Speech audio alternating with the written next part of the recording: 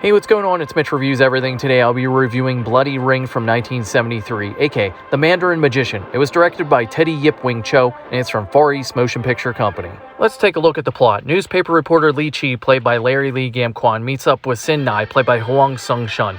He is Thailand's reigning fighting championship coach. Chi wants to write a story about Nai's recent win over the Japanese. But before ink can get to paper, a Japanese gang known as the Tiger Fist Gang, who are associated with the Japanese martial arts dojo, attack them. Ni is stabbed in the attack and severely injured. Chi decides to go with Nai to Bangkok so he can take over coaching his students there. Sounds simple enough, but Nai's top fighter, Wei Taeya, is going through hard times. His girlfriend needs surgery, but he doesn't have enough money to pay. He decides to take a bribe to throw a fight against the Japanese so he can pay for the surgery. Unfortunately, he ends up winning the fight, and the Japanese are pissed. They kidnap his girl. Now Chi has to go on a mission to save her and defend the Muay Thai camp.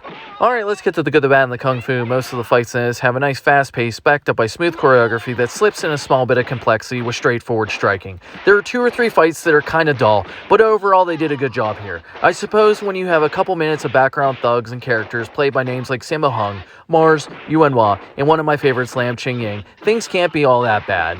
As far as the story, it's kind of whatever, nothing special. They seem to borrow a few ideas from various other big-name martial arts productions that starred Bruce Lee. The thing that is most blaring is Chi wearing a red tracksuit that appears to be identical to the one Lee wore in the TV show Longstreet, and of course makes you think of Lee's iconic yellow one from Game of Death. This immediately makes your mind wander to connecting various elements of this film that were inspired by Bruce Lee's film catalog.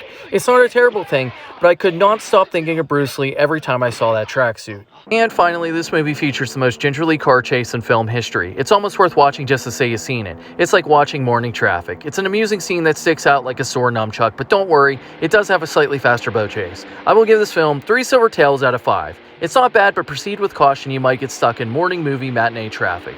It's not for people who've seen it all. And finally, I decided to do my own director's cut of The Bloody Ring from 1973.